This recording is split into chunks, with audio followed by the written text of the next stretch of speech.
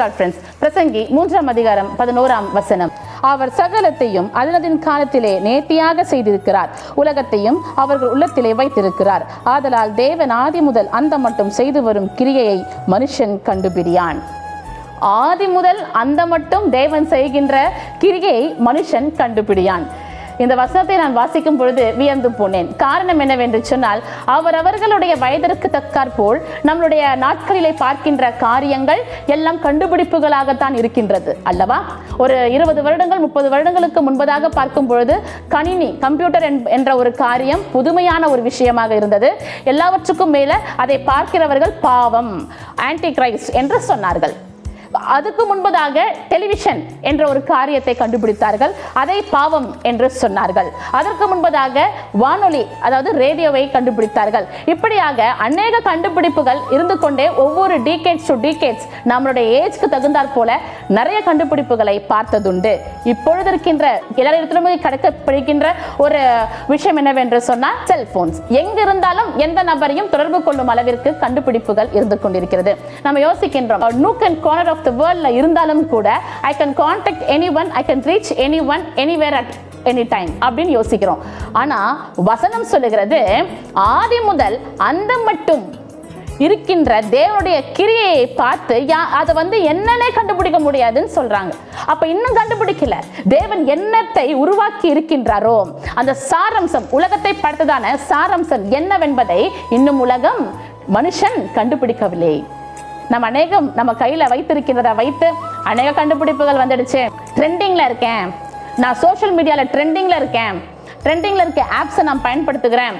நம்ம வியர் பண்ற ட்ரெஸ்ல இருந்து வியர் பண்ற எல்லா விஷயங்களும் ட்ரெண்டிங்கான ஒரு விஷயம். ஃபோன் எதுவா இருந்தாலும் சரி, என்னென்ன கான்ஃபிகரேஷன்ஸ் புதுசா வருதோ எல்லாத்தையுமே நான் வாங்கி ட்ரெண்டிங்ல இருக்கேன். என்கிட்ட இருக்கிறது எல்லாமே பார்த்தீங்கன்னா ஒரு ட்ரெண்டிங்ல இருக்கு. புதிய கண்டுபிடிப்புகள், அரிய வகை கண்டுபிடிப்புகள், மைக்ரோசாஃப்ட், மைக்ரோஃபோன், என்னென்ன இருக்கோ எல்லாத்தையுமே நான் யூஸ் பண்றேன். இப்படிலாம் நிறைய விஷயங்கள் நமக்குள்ள ட்ரெண்டிங் என்று சொல்லப்படுகின்ற வார்த்தைகள். ஈகரா சொல்லணும் அப்படின்னு சொன்னாக்கா இமீடியட்டா இந்த மார்க்கெட்ல வந்த உடனே நம்ம வாங்கிடுற ஒரு காரியங்கள், இப்படியெல்லாம் இருப்பாங்க இல்லைங்களா? அவர்கள் இன்னும் தேவனுடைய திட்டம் என்ன என்பதையே அவங்க தெரிந்து கொள்ளவில்லை, கண்டுபிடிக்கவில்லையா? அப்ப இவ்வளவு கண்டுபிடிப்புகள் என்ன? அது எல்லாம் மனிதர்களுக்குரியவைகள். மனிதர்களுக்குரிய ஞானத்தை கொண்டு மனிதர்களுக்கு தேவையானவைகளை மனிதன் உண்டாக்கி கொண்டான். தேவன் என்ன திட்டத்தோடு உங்களையும் என்னையும் இந்த உலகத்திலே படைத்தார், அதை இன்னும் யாரும் அறியவில்லை, இன்னும் கண்டுபிடிக்கவில்லை.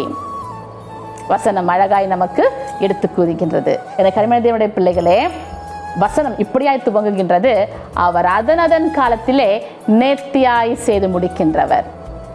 நம்ம யோசிக்கிறோம், இதெல்லாமே கண்டுபிடிச்சாச்சு, எல்லாம் முடிஞ்சிருச்சு, உலகம் அழிய போகுதுன்னு சொல்றாங்க, இதோடு கூட நம்ம எப்படி போகுதுன்னு சொல்லி அந்தந்த நேரம் வரும்பொழுதுதான், அவரோட நேரம் வரும்பொழுதுதான் அவர் சீக்கிரம் வருவதை நாம் உணர்ந்து கொள்ள முடியும். அவர் வருகை இருக்கின்றது இல்லையா, அதற்கு நம்ம ஆயத்தப்பட்டு இருக்கிறோம். இவ்வளவு ட்ரெண்டிங்ல இருக்கும், இந்த உலகத்திற்கு ட்ரெண்டிங்ல எல்லாத்துலயும் நம்ம இருக்கிறோம். ஆனால் அவருடைய வருகைக்கு நம்ம ஆயத்தத்துல ட்ரெண்டிங்ல இருக்கோமா? முதன்மையா இருக்கிறோமா? அவருடைய கண்டுபிடிப்புல ரொம்ப அரிய வகை கண்டுபிடிப்பு என்ன தெரியுமா? நீங்களும் நானும் தான், மனுஷனும் மனுஷியும் தான் ரொம்ப அரிய வகை கண்டுபிடிப்பு. இது யாராவது கண்டுபிடிச்சாங்களா? இல்லையே.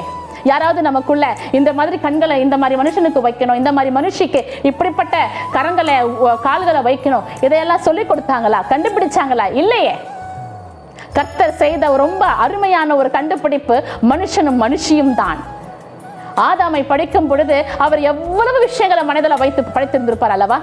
அவனுக்குள்ள கொடுத்திருக்கின்ற அந்த ஐக்கியூ, அந்த பிரெயின், அது எப்படி ஒர்க் ஆகுது எல்லாவற்றையும் டெஸ்ட் பண்ணி அவன் சொல்லும் பொழுது விலங்குகளுக்கு பெயர் வைத்தான். வேதவசம் சொல்லுகிறது தன்மைக்கு ஏற்றா போல.